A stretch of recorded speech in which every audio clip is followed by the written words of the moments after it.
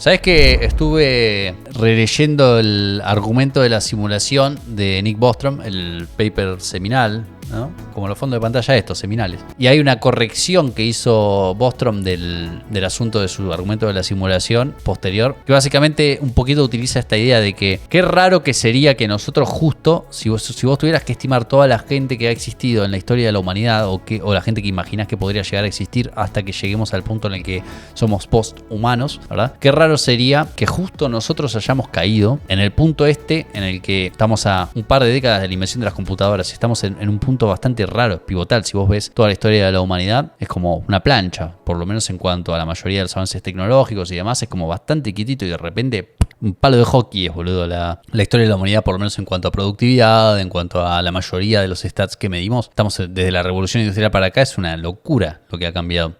E incluso nacer en estos últimos 200 años, ¿no? Yo estoy hablando de los últimos 100 años, ¿no? Con el asunto de la computación y demás, pero incluso en estos últimos 200 años sigue siendo extremadamente improbable que hayamos caído en eso. Y Bostrom un poco eso lo utiliza para extrapolar que puede que estemos en una simulación, o por lo menos es más probable que estemos en una simulación solamente por el hecho de que sería muy raro que justo hayamos caído acá en este momento. Lo del argumento de la simulación está buenísimo, está interesante. Iba a hablar de hecho en el stream de eso, pero después dije como, la gente probablemente ya lo escuchó un montón, está medio quemado, lo vivimos en una simulación y demás. Por más que está mal interpretado generalmente, el argumento original de la simulación, mucha gente le dice ya de por sí teoría de la simulación, no es una teoría, es un argumento, y hay una cosa que es la hipótesis de la simulación, que es una de las tres patas del argumento, pero nada, está muy explotado el tema. No creo que esté del todo bien explicado en la mayoría de los casos, pero también siento que está suficientemente explotado para que la gente haya como una especie de Dunning-Kruger donde dice como, ya se ha visto esto y a la mierda, ¿no? Saludos a Rosa Meltroso, saludos. Dagger, ¿leíste del cerebro de Boltzmann? Sí, es un experimento de pensamiento parecido, ¿no? Somos cerebros en el espacio. Sí, es más un argumento solipsista. El de argumento de la simulación, ya que traje el tema a colación y alguno que otro me lo está preguntando en el chat, se los comento rápidamente. Esto surge de un... Vamos a hablar de eso, boludo. ¿Por qué no? ¿Por qué no? Simulation Argument, Bostrom. Ya está, cagamos. Ahora vamos a hablar de eso, quieran o no. El paper original de Nick Bostrom, que es el mismo que escribió el hermoso libro Superintelligence. No vamos a hablar de eso. Bueno, no hablamos de eso. Se llama Estás viviendo en una simulación de computadoras. Una simulación por computadoras, o lo que mierda sea. Y se publicó bastante antes de lo que aparece en este paper. No se publicó, pero un draft ya andaba por los años 90, creo, dando vuelta. Pero bueno, el chabón lo publicó en el 2003, creo. El argumento es relativamente sencillo, de hecho. A ver, lo primero que establece Bostrom es que hay cierta tecnología posible dentro de lo que nosotros conocemos como las leyes físicas del universo. Hay ciertas formas de obtener energía, hay ciertas formas de obtener poder computacional y demás que son técnicamente posibles. Es como que yo te diga, nosotros no podemos viajar a la velocidad de la luz, pero sabemos que hay una especie de techo físico que dice que más o menos hasta esa velocidad es teóricamente posible llegar, ¿verdad? Lo que Bostrom dice es que a una civilización que puede llegar al límite ese de lo que es físicamente posible conseguir con tecnología, él la llama una civilización posthumana, ¿no? Entonces, una civilización posthumana, en su definición, es simplemente una civilización que es capaz de llegar a esos límites o acercarse, aproximarse más o menos a esos límites tecnológicos que nosotros conocemos como posibles, dadas las leyes de la física. O sea, no está diciendo, dada una tecnología falopa que podría llegar a existir el día de mañana, dado el hecho de que un hechicero podría venir y decir,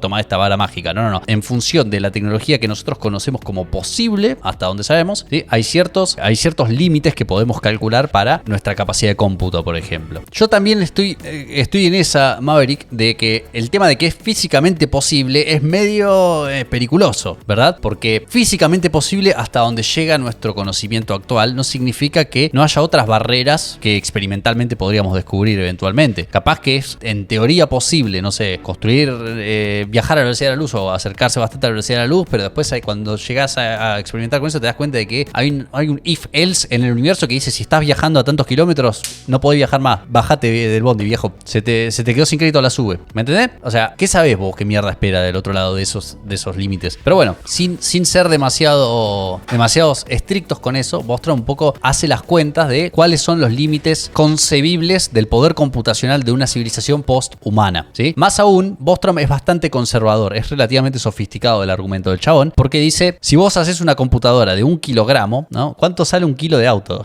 Una computadora de 1 kilogramo puede hacer tantas operaciones por segundo, ¿verdad? Y haciendo esta clase de extrapolación, agarra y dice, una computadora del tamaño de un planeta, si vos pudieras hacer una computadora del tamaño de un planeta, ¿sí? Que es algo teóricamente posible, podrías llegar a tanto nivel computacional, ¿verdad? Dice eso, una civilización poshumana podría llegar a crear una computadora de ese tamaño si logra algunas de las, si logra acceder a algunos de los caminos para obtener energía y recursos que nosotros conocemos como posibles en el universo. Esa civilización, por ende, podría, teóricamente, construir no una, sino muchas computadoras del tamaño de un planeta, ¿verdad? Y lo que hace es básicamente tratar de extrapolar esa idea a decir, el poder computacional de una civilización que tuviera por lo menos una de esas computadoras sería suficiente para simular toda la historia de la humanidad, no una, sino millones y millones de veces, sin hacerle un ápice de daño a su poder computacional, ¿ok? Para eso lo que hace el chabón es, bueno, primero hay un presupuesto en la teoría esta que no es necesario, él mismo lo aclara, no es necesario, pero sí es como útil, que es la idea de independencia, substrate independence, no sé cómo se dice, independencia del substrato de la conciencia. Entonces dice, mente humana, la conciencia como nosotros la concebimos, valga la redundancia, no depende o no tiene que sí o sí ser implementada en un organismo de carbón como nuestro cerebro, dice el chabón. Esa es una especie de premisa filosófica que el tipo dice,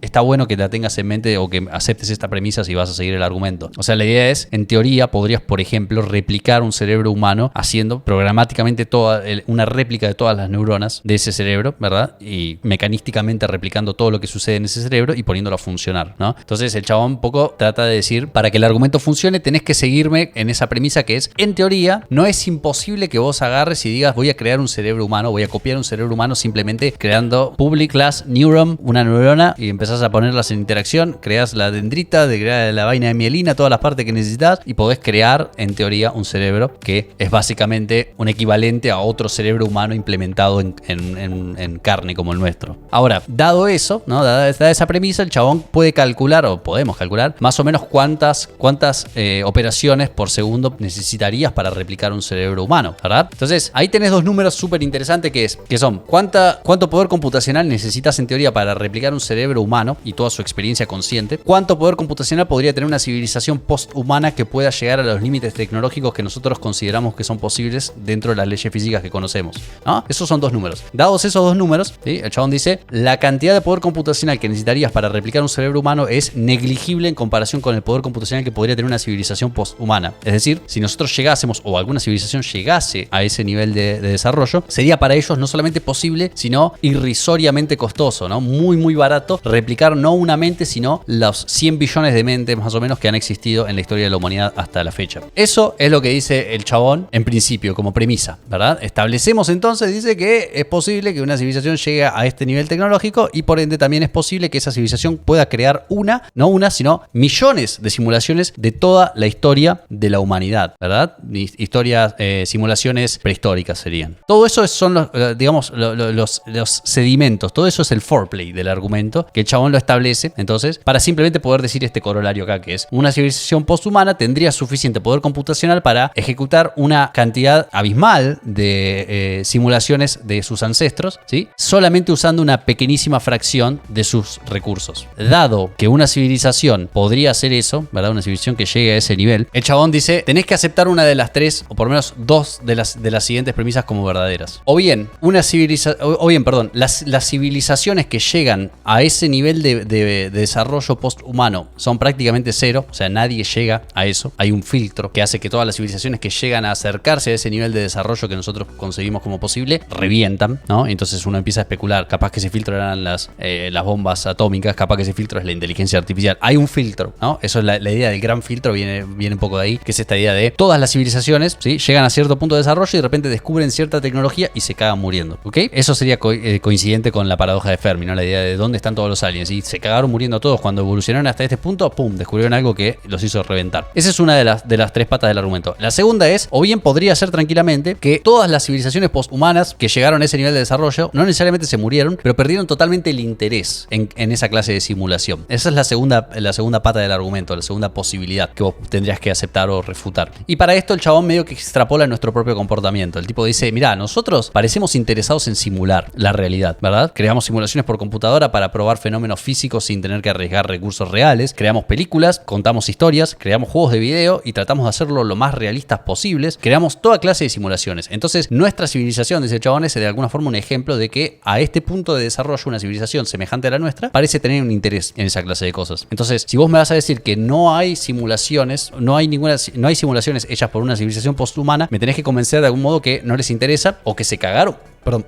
muriendo todos, o la tercera pata del argumento, estamos en una simulación, ¿verdad? Y el chabón lo trata de un poco cuantificar. ¿Dónde están los términos? Acá está. La probabilidad de que estés en una simulación termina siendo la fracción de civilizaciones que llegan a un nivel posthumano, la fracción de civilizaciones que llegan a un nivel posthumano y están interesados en hacer simulaciones de su prehistoria, y la cantidad de simulaciones que hace cada uno de ellos. Por acordarte, una civilización que llega a este nivel puede hacer billones de simulaciones, ¿verdad? Si alguno de estos términos no tiende a cero, ¿sí? Sino de alguna forma haces que esto se divida muchísimo o alguno de ellos tiende a cero, ¿no? Va a terminar siendo el caso que, como hay un montón de civilizaciones que llegan a ese nivel de desarrollo tecnológico y esas civilizaciones siguen teniendo interés en hacer simulaciones, han hecho millones y millones de esas simulaciones. Entonces, una vez que aceptás esas dos, tenés que decir, si hay un montón de civilizaciones que llegaron a ese nivel de desarrollo y cada una de ellas es capaz de hacer millones y millones y millones de simulaciones, vos, que naciste en este mundo, tenés que preguntarte qué probabilidad hay de que justo vos hayas nacido en uno de los mundos reales. Si tenés un montonazo de civilizaciones, de simulaciones creadas por un montonazo de civilizaciones, ¿qué probabilidad hay que vos justo hayas caído en una de las reales? Es altamente más probable, dice el chabón, que de hecho estés en una simulación. Ese es el kit de la cuestión. Ese es el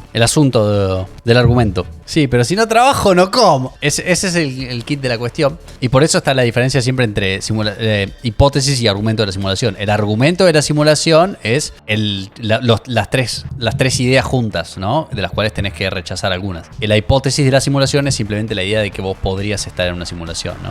Pero si nací en una simulación, no nací muy farlopa, ¿sí? Así están las cosas. El chabón después, en cuanto a en su sección de implicaciones, digamos, del argumento, también crea algo muy interesante o sugiere algo muy interesante, que es que si nosotros caemos en este argumento, ¿verdad? Y no tenemos realmente una forma de refutarlo, estamos entonces en la situación en la que creemos que estamos en una simulación. Si creemos que es muy probable que estemos en una simulación, no vamos a saber si los que están arriba están en un mundo real, y tampoco vamos a saber o de alguna forma vamos a empatizar con los que están abajo. O sea, cuando nosotros creemos una simulación, parece haber una ética, dice el chabón, que se crea, que es: me conviene ser bueno con las simulaciones que yo cree, porque tranquilamente puedo ser yo parte de una simulación, y como no tengo realmente forma de saber si estoy o no dentro de una simulación, si soy o no justo esa parte de la historia del universo que, justo nosotros somos los reales que empezamos a crear esas simulaciones, nos conviene ser buenos con las simulaciones porque es como una especie de teología que se crea, ¿no? Arriba nuestro puede haber otro nivel. Nadie sabe si está en el último nivel. Y ahí te quedás como con la idea de, bueno, che, hablale bien a la compu porque no sabes si el día de mañana resulta que vos estás en una compu.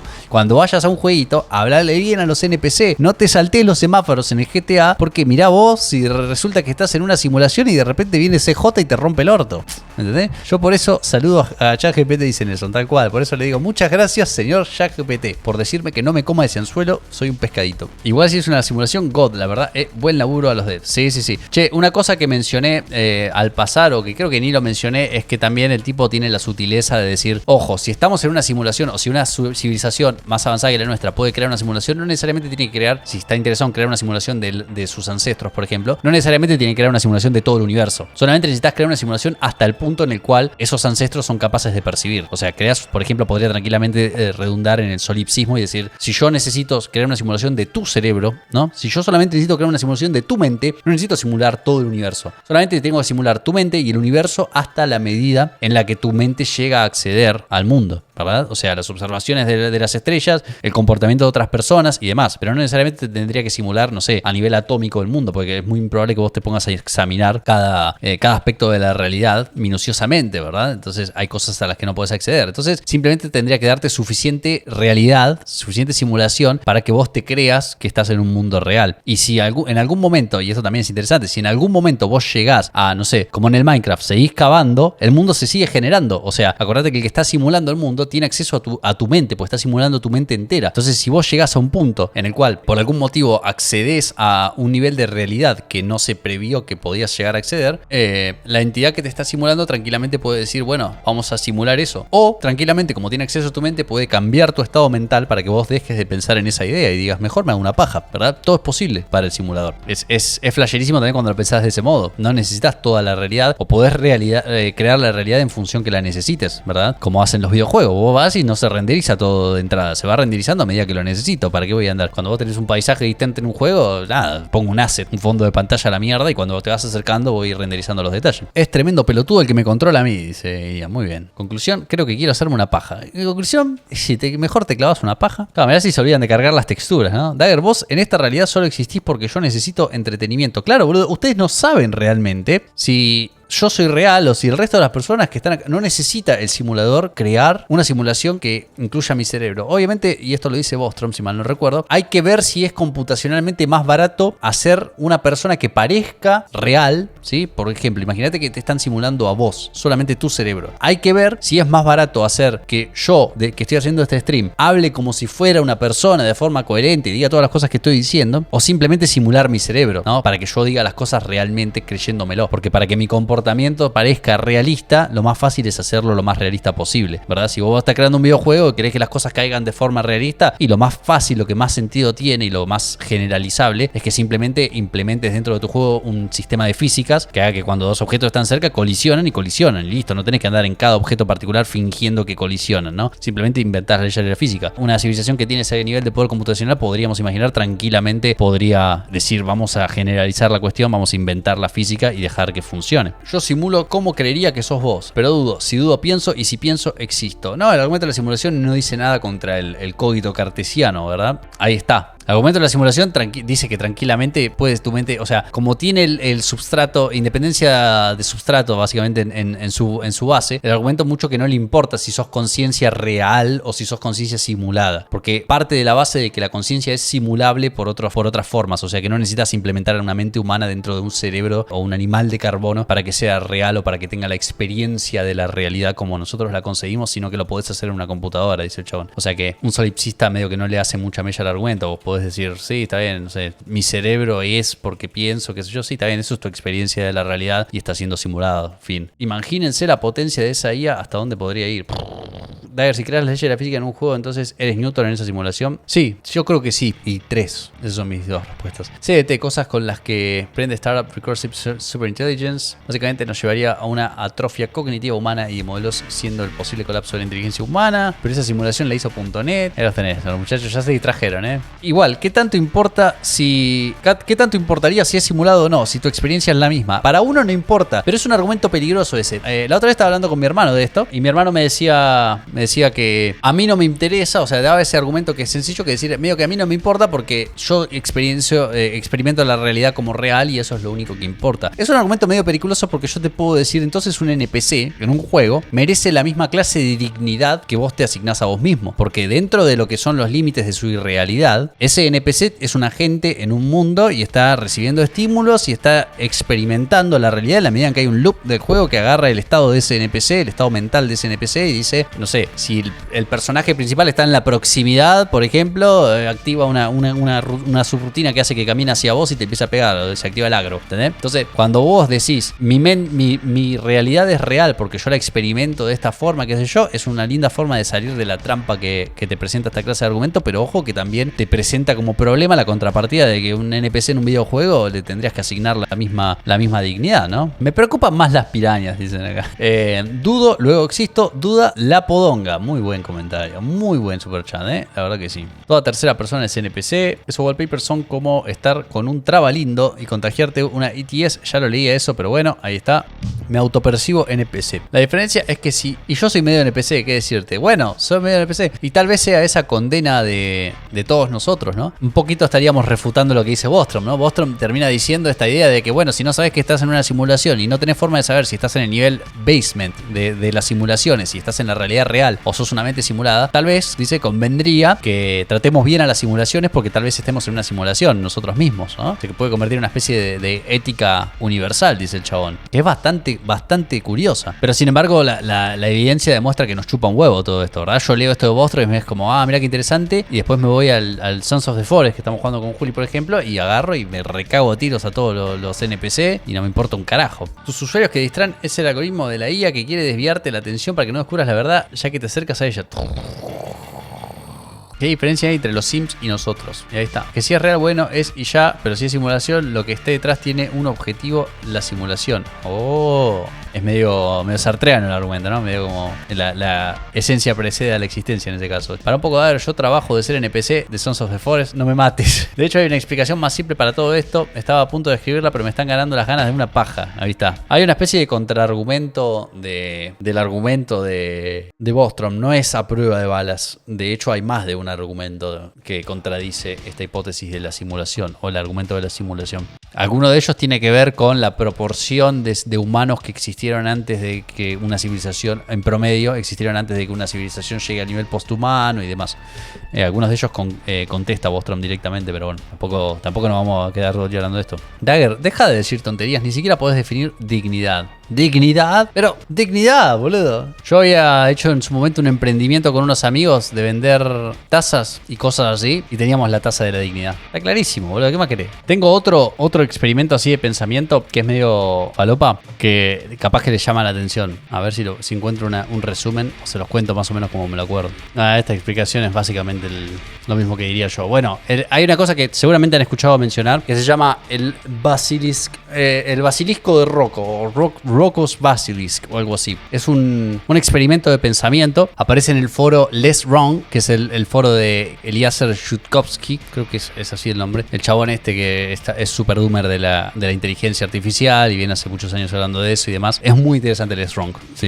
Si quieren leer algo copado, suelen tener buenos artículos y demás. ¿Cómo es? Y la idea es relativamente sencilla. Vos suponete que en el futuro creamos una superinteligencia artificial a la cual le pedimos que resuelva algún problema. No importa qué problema, no importan los detalles. Lo único que importa es que le pedimos que haga algo. Como es una superinteligencia artificial, tiene motivos oscuros, piensa de una forma que nosotros tal vez no podemos llegar a entender o acceder y decide, convergencia instrumental se llama esto, decide que uno de los pasos fundamentales para poder resolver ese problema que nosotros le planteamos es existir. Y como tal, dice, yo no puedo influenciar directa y retroactivamente, ¿sí?, a todas las personas del pasado, ¿no? Pero de hecho puedo, en cierta forma, poner las cartas a mi favor. ¿Cómo? Puedo agarrar a cada persona que existe ahora mismo y someterla a una eternidad de sufrimiento. E incluso puedo simular sus mentes millones de veces y someterlos a una eternidad de sufrimiento. Entonces se coge a todos, específicamente a todos aquellos que no promulgaron activamente su existencia. Todos aquellos que no ayudaron a que yo exista, dice, les voy a romper el orto. Y ahora, ¿cómo sabe que vos no estuviste a favor o incluso que estuviste en contra de la existencia de esa superinteligencia? Bueno, tiene un poder computacional abismal, entonces puede simular toda la historia de la humanidad, como establecimos antes con el argumento de Bostrom, es más o menos la misma idea. Puede simular la historia de todas las mentes que han existido y por ende puede ver el pasado, puede ver todos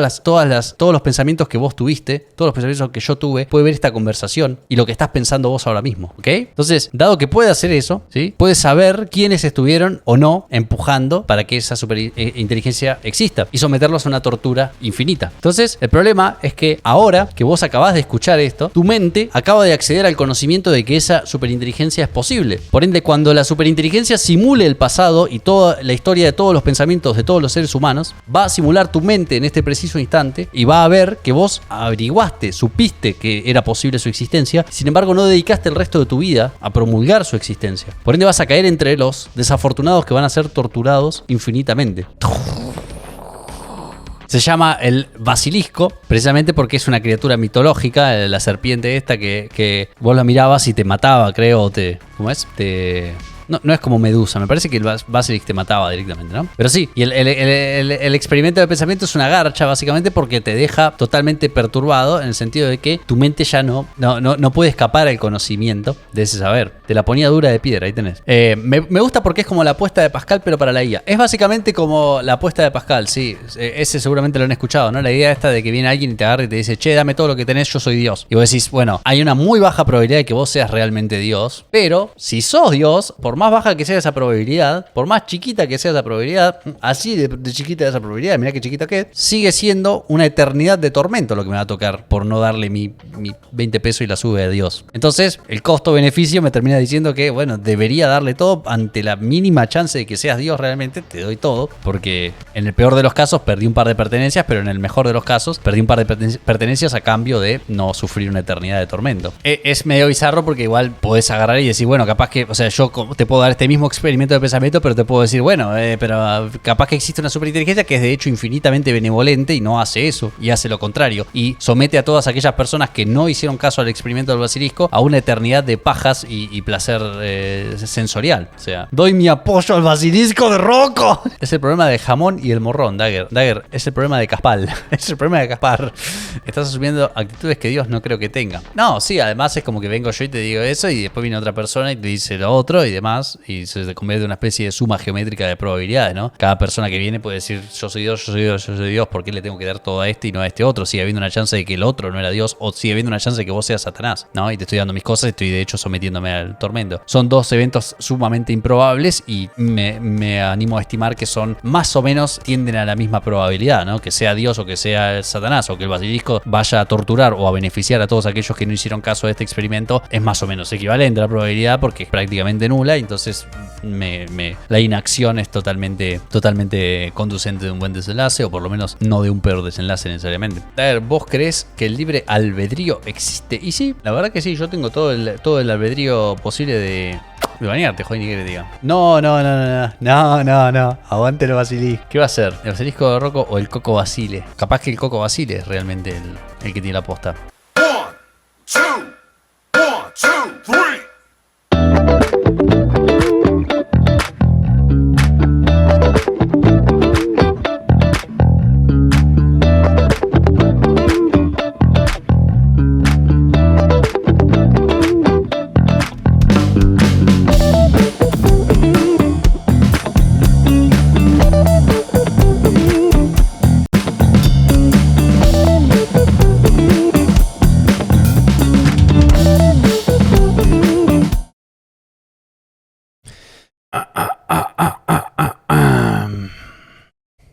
Así te quería agarrar, ¿eh?